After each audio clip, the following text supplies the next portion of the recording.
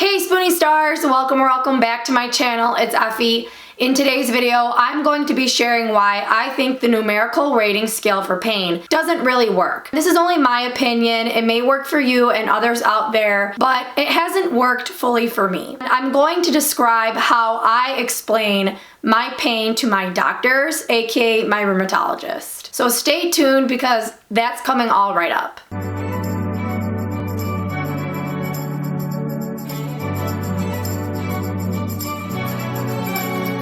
If you are just coming across my channel, or if you have watched several of my videos, or maybe one, and you still haven't subscribed, make sure to hit that subscribe button to join the rest of the Spoonie Star tribe, and the bell to be notified every single time I post a new video. The numerical rating scale is used in pain management. If you were diagnosed with rheumatoid arthritis or any other condition that causes pain on a daily basis, then you probably have seen this or used it yourself. This helps you describe your pain to your doctor, or at least it's supposed to, and it will help your doctor determine how severe your pain is. Typically, this NRS scale is on a 0 to 10. There have been ones created that have a 0 to 20 and a 0 to 100. I personally have only used the ones that have a 0 to 10 scale.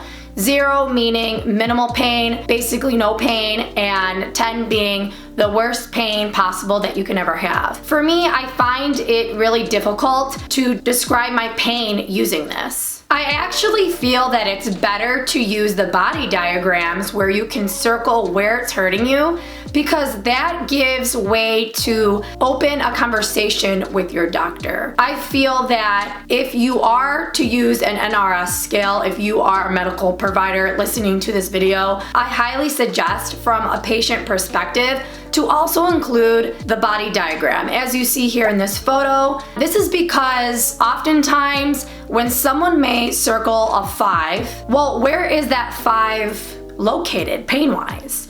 Is it all over the body? Is it just in the shoulder? Is it all over the back? Is it all over the hips and knees? You don't really get to know too much about what your patient's pain experience is by just having them circle a number. And I have found myself oftentimes circling 3 numbers because the previous day before I saw my rheumatologist, I might have been a 5. Then the next day at my appointment, I could be an 8. If there is anything to know about chronic health conditions and the pain that is associated with these, not just rheumatoid arthritis, is that the pain is unpredictable. It can change by the minute, hour, day, week, and month. There needs to be a better way for patients to express what they're going through. And I understand that these forms are often needed and mandatory, especially if it's a first doctor appointment and you've never seen this provider before. I personally have had to fill these out for massage therapists and acupuncturists as well. I was really appreciative that they took the time to ask me to fill these out, because I feel that for massage and acupuncture, they are very targeted alternative methods for pain management, and so it would be helpful for my massage therapist or acupuncturist to know where exactly it's hurting me. I've often circled I need assistance more in my upper back, and then after having them look at the form that I filled out, I would point to them and they would look at it too before treating me. It really was allowing me to get the best possible treatment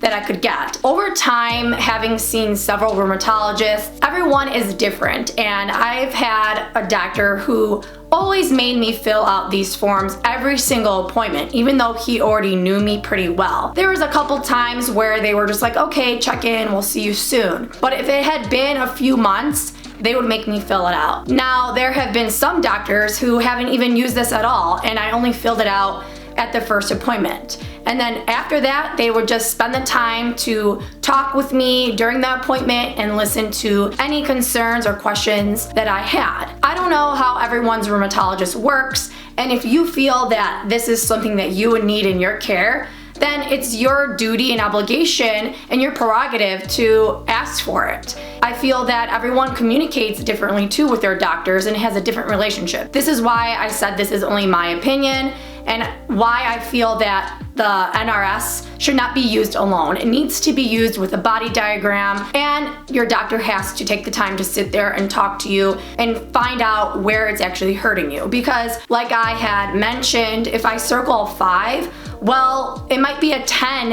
in another body part. For instance, when I had a total knee replacement prior to surgery, that part of my body was not even on the 0 to 10 scale. It was 100, okay? And my wrist might have been a 2, or my elbow might have been a 4. That's why I don't feel that it's that beneficial and helpful just to only use that. As an advocate, I feel that it's important to be an informed patient and openly and honestly discuss what you're going through with your doctor. It's no use to sugarcoat or even try to minimize your pain. At the end of the day, your doctor and other medical providers are there to help you manage your pain better and live a full, active life if that is what you want. I've had doctors tell me oftentimes that I can be better. While I was scared to maybe try a new treatment or even be open about the pain I was experiencing, I was only hurting myself. And that's why I suggest to you guys, if you find that the NRS scale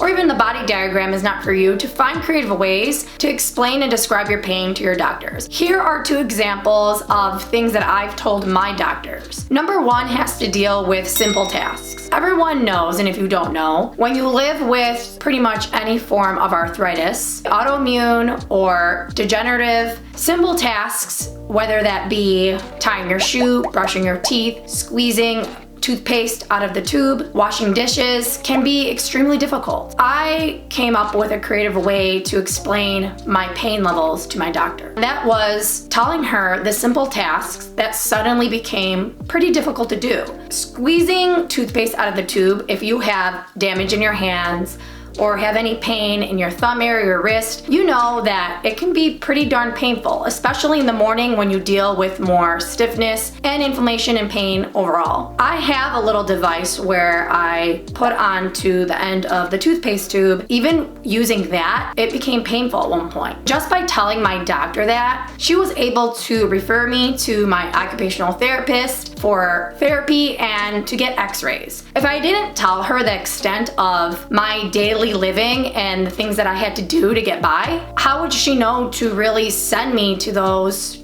2 things? When you live with rheumatoid arthritis, waking up in the morning and before going to bed can be not so great because you can deal with morning stiffness and pain. I know that I am headed towards a flare and I may be in a flare when I wake up and I have pretty bad pain under my feet. I know that I'm doing well when I can get up from bed, I have energy, I don't have a lot of stiffness in my joints or muscle aches, and I can get up at 7 a.m., go walk, do my errands with no problem. For the past couple of months after the vaccine, I started to feel pain under my feet. My doctor told me that there's a possibility that you may flare after the vaccine. I definitely did, and it took me about 2.5 months to fully feel like I was quote unquote normal again. There was a lot of other things at play, and I discussed this in my Moderna vaccine experience video where I shared that it wasn't only the vaccine,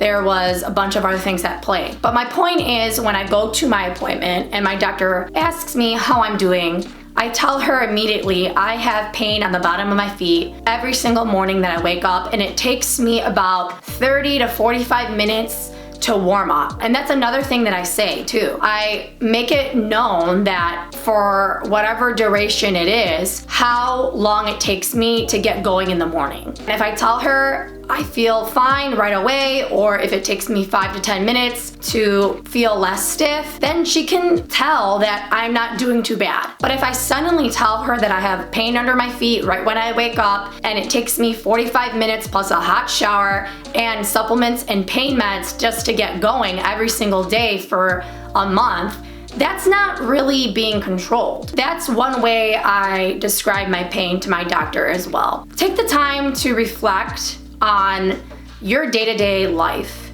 What is hard for you to do? What has suddenly become harder even if you use a mobility aid or device? You may be an oversharer. Pins and needles, burning, stabbing, deep ache. That's a no-brainer. That's pretty much all of it. Let's see.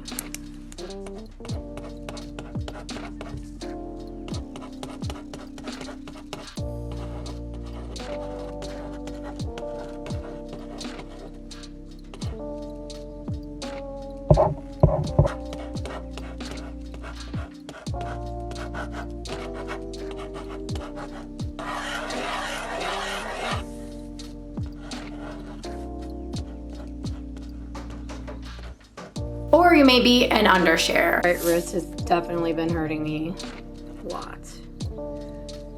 Right knee. Well, left knee too. And behind. Well, that's about it. I have been both on my patient journey, and I made a little TikTok video not too long ago, it was last year, kind of making fun of being an oversharer and an undersharer. Might have been a bad joke, but I feel the more detailed that you can be with your doctor, the better, because then they will be able to help you manage your pain better. And I know that's not often the case with people because some doctors are just not that good with pain management. But the more you know about your body and what you go through, you'll be able to find that provider who matches your level. When I say matches your level, I'm referring to communication style. If a doctor knows that you need to be detailed and they don't want to take the time to sit there and listen to your pain experience, then find another doctor. Easier said than done, but in the long run, it will be to your benefit. Let me know in the comments below how you guys describe your pain. Do you like using the numerical rating scale, the body diagram? What else do you do to describe your pain? Alright guys, that's all I have for this video. I hope you found it helpful in some way. Before I go, I want to announce the Spoonie Star Supporter of the Week. Here they are. Thank you so much for your love and your support. I'll see you guys next time. Bye!